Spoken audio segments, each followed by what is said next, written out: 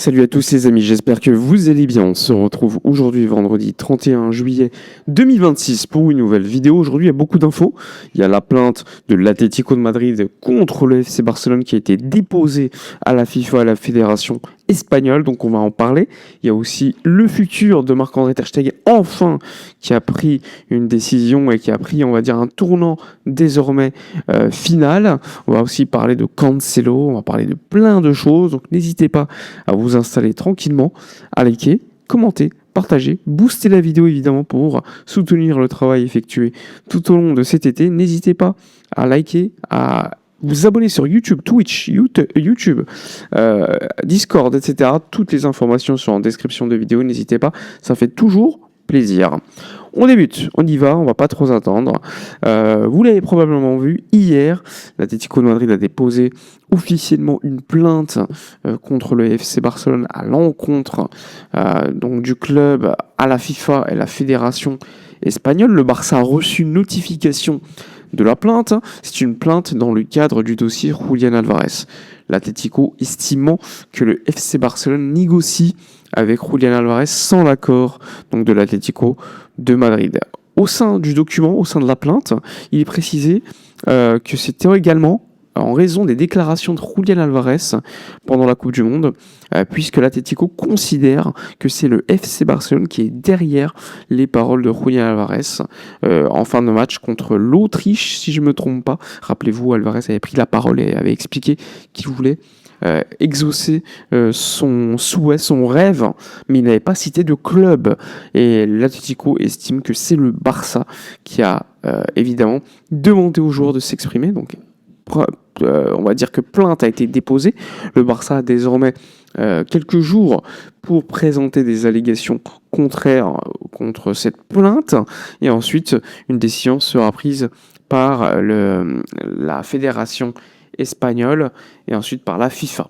Alors, ne vous inquiétez pas, pas de panique. Donc il y a un article 93, évidemment, au niveau de la Fédé espagnole, qui sanctionne effectivement lorsque les clubs négocient directement avec les joueurs sans l'accord donc des clubs propriétaires. C'est quelque chose qui arrive néanmoins dans le marché quasiment quotidiennement, probablement parce que c'est la logique, hein, avant d'aller parler avec un club, parfois tu veux t'assurer que le joueur est d'accord pour venir chez toi. Là, l'Atlético a déposé plainte, alors que c'est on va dire, des choses qu'ils font eux-mêmes, hein. On va pas se mentir, l'Atlético a déjà fait plein de fois une telle chose. Pour autant, ça n'a jamais posé problème. Alors, il faut savoir que dans ce contexte-là, forcément, un deal avec l'Atlético de Madrid est toujours moins probable. Effectivement, c'est logique. Rappelez-vous, Gilmarín avait quand même dit qu'il avait une bonne relation avec Laporta. Pour autant, ça ne l'empêche pas de déposer plainte à l'encontre du Barça. Alors, est-ce que c'est un moyen de pression ou autre ? Aucune idée. Mais la réalité, c'est qu'une plainte a été déposée. Le Barça avait déjà été sanctionné par la Fédé espagnole il y a quelques années lors du transfert où le Barça avait payé la clause libératoire d'Antoine Griezmann. Le Barça avait été sanctionné à hauteur de 500 €. Il faut savoir qu'à l'époque, il y avait des preuves écrites, hein. Il y avait des mails qui avaient été donnés par le clan Griezmann à l'Atlético. Là, on n'a aucune idée si l'Atlético a des preuves directes que le Barça discutait avec Julián Álvarez. Souvent, tout le monde le sait, mais souvent, on n'a pas de preuves directes, tangibles, qu'ils mettent en avant. Bah voilà, il fallait en parler parce que ça reste quand même les dernières infos sur le dossier Álvarez, hein. Le Barça, malgré cela, n'abandonnerait pas. Mais bon, pour moi, c'est complètement insensé de ne pas lâcher cette affaire, hein, même si Álvarez après a fait le geste public de s'exprimer contre une continuité du côté de l'Atlético de Madrid. Il faut être un minimum réaliste. Nous entrons, je le rappelle, au 31 juillet, début août, un mois de mercato restant. Le Barça n'a toujours pas de numéro 9, qui est quand même la priorité absolue de ce mercato. Et le seul numéro 9 que le Barça veut en priorité aujourd'hui, c'est Álvarez, qui est dans un club qui ne veut pas négocier avec toi, qui dépose plainte en ton encontre, et qui en plus de cela s'est moqué de toi à diverses manières, diverses raisons, divers endroits sur les réseaux sociaux, sur X, publiquement, sur tous les canaux, via des agences de presse. Bref, l'Atlético ne veut pas négocier avec toi. Donc pour moi, c'est inutile de continuer. Mais évidemment, le futur nous dira si le Barça a eu raison ou pas. Il faut savoir que le Barça attend toujours un nouveau geste effectué par le clan Alvarez publiquement, mais même s'il y a un nouveau geste, pas sûr que l'Atlético accepte de négocier toujours avec le FC Barcelone. Pour moi, il faut lâcher l'affaire. Pour moi, il faut basculer, changer de piste parce qu'on perd beaucoup de temps. C'est une solution qui a été, je le rappelle, testée pendant l'avant-mercato, au mois de mai, fin mai, début juin, etc. Ok, pourquoi pas. Pendant la Coupe du Monde, on a attendu, il y a eu prise de parole de Alvarez, comme il était prévu. Réunion après la Coupe du Monde qui devait avoir lieu, l'Atlético a carrément refusé ces réunions-là à Julián Alvarez. Donc, on est dans une situation de blocage total. Pourquoi continuer à s'enliser dans cette situation? Pour moi, il faut juste changer de piste, même si les pistes sur le mercato sont peu nombreuses. Pour moi, il faut aller juste à 100% sur un autre joueur, quitte à ne pas donc à abandonner le dossier Alvarez à 100%. Pour moi, ça n'a plus de sens de continuer dans une situation où l'Atlético s'est montré complètement fermé. Je rappelle, c'est le joueur qui a signé un contrat jusqu'en 2030 dans un club qui n'est pas vendeur, dans un club qui gagne jamais rien, et c'est lui qui est fautif au final. Donc, je comprends pas pourquoi l'agent, lorsqu'il a signé à l'Atlético, n'a pas prévu au moins une porte de sortie. L'Atlético lui a menti. L'Atlético, c'est pas un club qui a une parole, on le sait, c'est pas la première fois. Eh bien, c'est à lui de trouver une solution, tout simplement. Ensuite, il y a le dossier Marc-André Ter Stegen. Marc-André Ter Stegen, enfin. Rappelez-vous, je vous en avais parlé il y a quelques jours. Déjà, merci à ceux qui font confiance, parce qu'il y a un peu plus d'un mois, je vous avais expliqué que le Barça avait trouvé un accord avec l'Ajax aux alentours de 90% de la prise en charge du salaire par le Barça et 10% de prise en charge du salaire par l'Ajax. À l'époque, Fabrizio Romano avait sorti une information où il disait que le Barça allait payer l'Ajax allait payer une majorité du salaire du joueur. Moi, je vous avais dit non. Il peut dire ce qu'il veut. La réalité, moi, ce qu'on m'a dit, c'est l'inverse. On m'a dit que le Barça allait payer 90%. Aujourd'hui, je le confirme, on le reconfirme, tous les médias le confirment. Effectivement, c'est le Barça qui va payer quasiment l'intégralité du salaire du joueur et l'Ajax qu'une infime partie. Alors, il y avait eu une problématique qui était arrivée lors des derniers jours, dernières semaines, c'est que le joueur, dans sa grande générosité, évidemment, comme d'habitude, Ter Stegen, on le connaît, eh bien, voulait que la différence d'imposition entre les Pays-Bas et l'Espagne, parce qu'il faut le savoir, aux Pays-Bas, tu payes plus d'impôts que si tu es en Espagne, surtout pour un étranger comme Marc-André Ter Stegen. Eh bien, il voulait que la différence, puisqu'aux Pays-Bas tu payes plus d'impôts, il voulait que cette différence soit payée par le FC Barcelone. Alors, j'ai pas d'informations sur la situation, comment elle a été solutionnée, mais elle a été solutionnée. Donc désormais, Marc-André Ter Stegen est attendu ce week-end pour une officialisation du côté de l'Ajax. Alors évidemment, 90% de prise en charge du salaire, c'est un four pour le Barça qui va continuer de payer jusqu'en 2028 un joueur complètement finito, qui n'a plus de niveau physique pour être au top niveau pour moi, qui est tout le temps blessé d'ailleurs. Il y a juste un espoir, c'est qu'il veut jouer. S'il veut jouer, espérons que cette saison à l'Ajax, ça se passe bien, et que l'année prochaine, on puisse définitivement s'en débarrasser vers un club peut-être plus huppé, qui serait prêt à payer un peu plus en termes de salaire. Mais sinon, t'es bloqué, il a un salaire de dingue, personne ne le veut parce qu'il joue pas. Le seul qui le veut, c'est Mitchell, qu'il a connu à Gérone et qui l'a amené à Gérone. Et déjà, à ce moment-là, il s'est blessé. Donc c'est une problématique certaine que le Barça doit solutionner.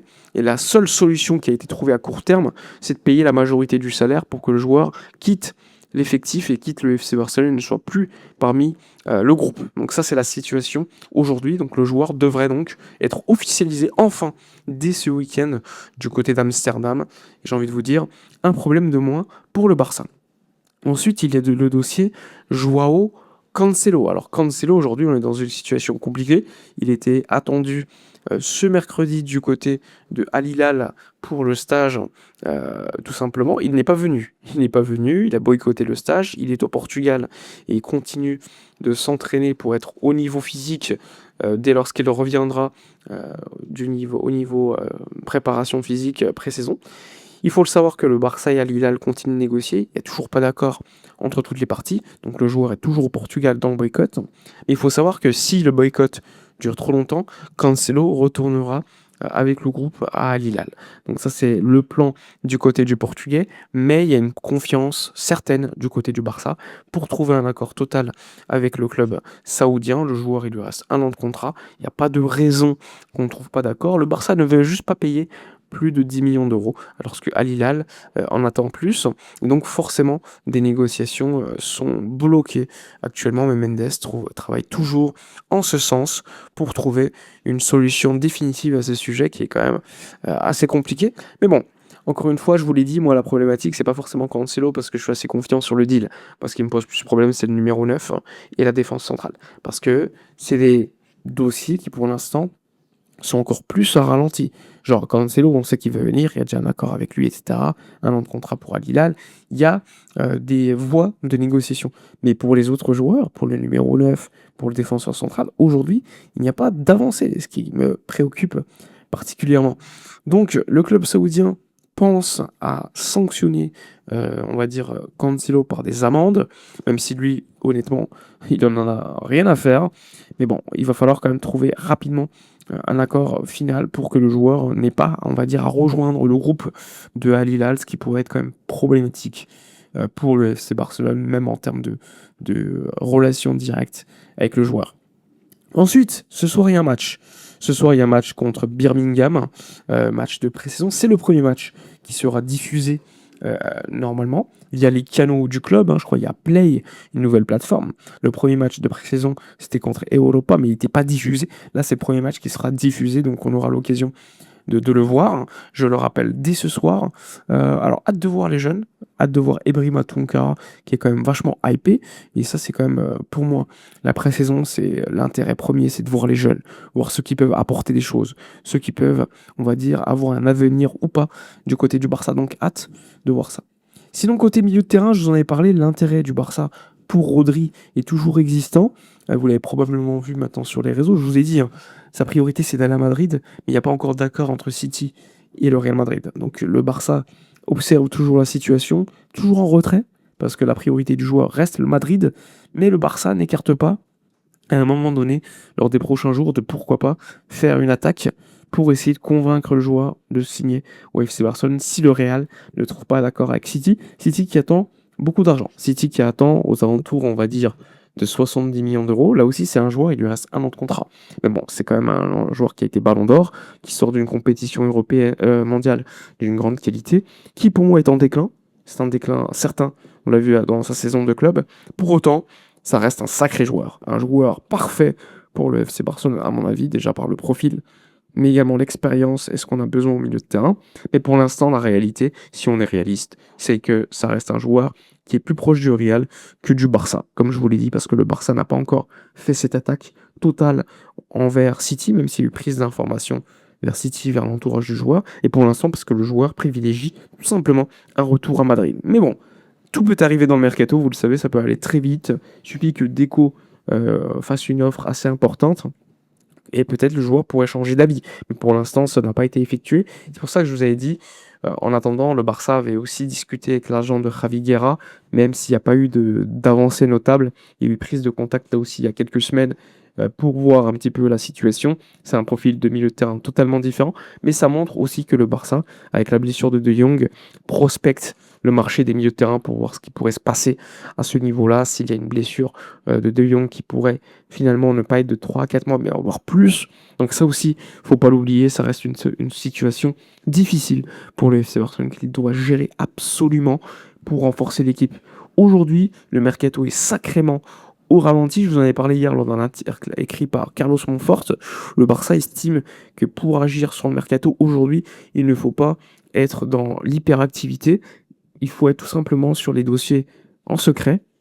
Et dès lors qu'il y a conviction qu'il faut signer tel ou tel joueur, y aller à 100%, et en 24 heures, 48 heures, un dossier est totalement clos, plutôt que comme le dossier Alvarez, que tout le monde en entend parler, comme le dossier, d'autres dossiers, où plus on en parle dans les médias, moins j'ai l'impression on a de chances de trouver un accord avec les clubs adverses. Que ce soit pour Jorge Salinas, qu'on entend parler en ce moment pas mal, que ce soit pour Julian Alvarez. Vous avez vu que Gordon Adeyemi, en 24 heures, 48 heures, ça a été dealé. télé, pas besoin de passer par des médias, pas besoin que ça passe partout, etc. Bernardo Silva, c'était la même chose. Aujourd'hui, le Barça veut agir différemment et je pense que c'est la bonne stratégie.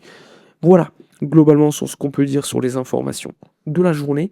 N'hésitez pas dans l'espace commentaire à donner votre avis. Je sais qu'il y a beaucoup de gens qui te disent ouais, c'est tous les jours la même vidéo. Non, c'est pas vrai. Il suffit de voir les dernières infos.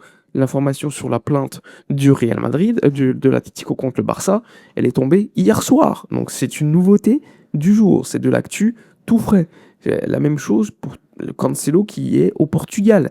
C'est des nouveautés actuelles. Ce n'est pas du réchauffé. Ces informations n'étaient pas présentes hier parce qu'on n'avait pas tout simplement cette chose qui était arrivée. Tout simplement. Bref, je vois que c'est beaucoup de frustration par rapport à l'inactivité du Barça sur le mercato, mais il faut pas non plus dire n'importe quoi, s'il vous plaît, dans l'espace commentaire, même si je peux que vous comprendre aussi. Voilà, likez, commentez, partagez, boostez la vidéo comme d'habitude, n'hésitez pas à soutenir le travail effectué, vous pouvez également rejoindre la chaîne, vous pouvez également souscrire à la page sur Twitch, c'est gratuit si vous avez un compte Amazon Prime et ça me permet de le soutenir. Vous pouvez également le faire sur Twitter, n'hésitez pas. Il y a également un petit sondage sous la vidéo. Vous pouvez y participer parce que lors des prochains jours, vous allez recevoir des mails pour participer à une expérience du côté du Spotify Camp Nou avec moi. Allez voir les matchs directement, tous ensemble, visiter le musée, etc. Donc n'hésitez pas à répondre au sondage, c'est dans l'espace description. Voilà pour la vidéo de la journée. Profitez des vôtres, reposez-vous bien, on se retrouve à la prochaine. Ciao.